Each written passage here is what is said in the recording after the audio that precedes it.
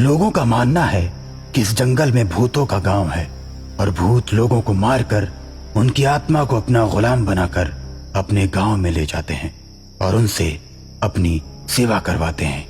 भरतपुर गांव के एक प्रधान लाल बहादुर का लड़का शहर से डॉक्टरी की पढ़ाई करके आता है। पापा, मैं अपने गांव में हॉस्पिटल बनाऊंगा। बीमार होने पे लोग बहुत दूर जाते हैं। मैं गांव में ही लोगों का इलाज करूंगा। वाह बेटे वाह, तुमने ये काम करके मेरा और अपने गांव का मान बढ़ाया है। क्लिनिक के लिए जितने पैसे की भी जरूरत होगी मैं तुम्हें दूंगा। अपने पिता से इतना सहयोग पाकर मुकेश खुश हो जाता है और अपना क्लिनिक बनवाने लगता है। 2 महीने में क्लिनिक बनकर तैयार हो जाता है। हवन पूजन करवाने के बाद मुकेश का क्लिनिक शुरू हो जाता है। गांव के लोग बहुत खुश होते हैं। मुकेश और प्रधान जी को धन्यवाद देते हैं। प्रधान जी, हम आपके बहुत आभारी हैं कि आपने अपने बेटे को हम सबकी मदद के लिए गांव में रखा और क्लिनिक खोला।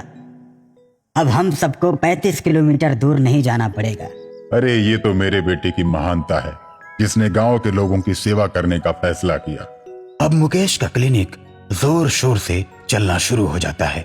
गांव के लोग बीमारी की हालत में भी खुशी से क्लिनिक आते हैं। भैया, आपने हम सबको बीमारी और शैतान दोनों से बचा लिया। मुकेश को शैतान वाली बात बड़ी ही अजीब लगी। वो पहले भी ऐसी बातें सुन चुका था कि अस्पताल जाते समय जो जंगल पड़ता है उस जंगल के अंदर शैतानों का गांव है और शैतान लोगों की आत्मा को कैद करके ले जाते हैं। इतना सोचते ही मुकेश एकदम से बोल पड़ता है, अरे क्या बात करते हैं चाचा जी? शैतान भूत वूत कुछ नहीं होता। नहीं भैया, जितने लोग भी मरे हैं सब लोग जंगल के बीचों बीच मरे हैं। शैतान ने ही सबको मारा है और उनकी आत्मा को कैद करके ले गया है। आप भी कैसी बात कर रहे हैं चाचा जी? कोई भी शैतान की वजह से नहीं मरा। जितने भी मरे हैं सारे के सारे बीमारी की वजह से मरे हैं। ये खबर जंगल के शैतानी गांव में पहुंचती है। सरदार, भरतपुर गांव के लोग अब जंगल के रास्ते नहीं जाएंगे क्योंकि उस गांव में एक डॉक्टर आ गया है। तो इसमें कौन सी बड़ी बात है? जाओ और जाकर उस डॉक्टर को अपने बस में करके ले आओ। 2 शैतान भरतपुर गांव में आते हैं और मुकेश को उठाकर शैतानी गांव में ले जाते हैं।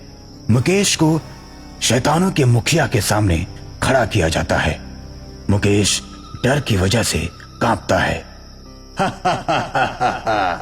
तू तो कह रहा था कि कोई शैतान और भूत नहीं होता, तो अब क्यों कांप रहा है?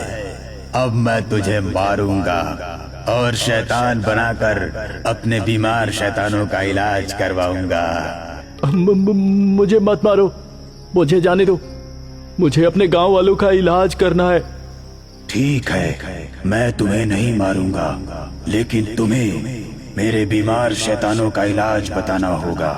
मुकेश सोचता है कि यही एक तरीका है जिससे मैं जिंदा रह सकता हूँ और उसके बाद वो शैतानों के मुखिया को इलाज बताता है और शैतानों का मुखिया अपने शैतानों का इलाज करने लगता है। और इधर गांव में हाहाकार मच चुका है कि जंगल के शैतान मुकेश को उठा ले गए हैं। सब लोग परेशान हो जाते हैं, किसी को कुछ समझ नहीं आता।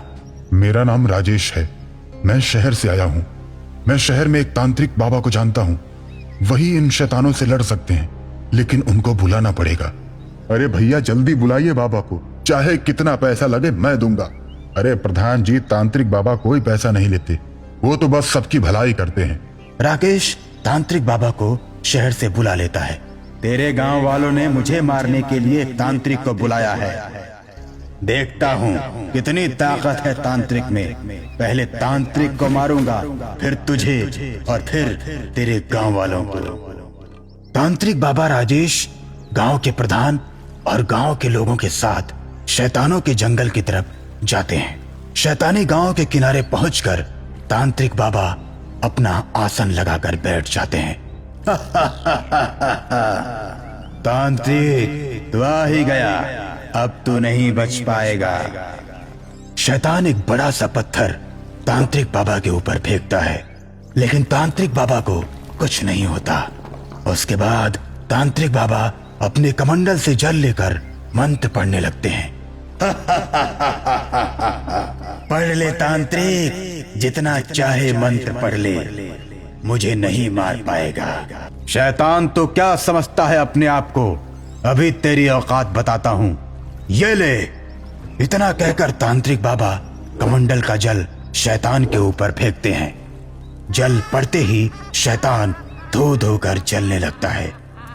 उसके बाद धीरे धीरे सभी शैतान जलकर मर जाते हैं और थोड़ी देर के बाद डॉक्टर मुकेश भूतों के गांव से बाहर आता है। मुकेश को सही सलामत बाहर आता देख सभी लोग खुश हो जाते हैं और तांत्रिक बाबा को धन्यवाद देते हैं।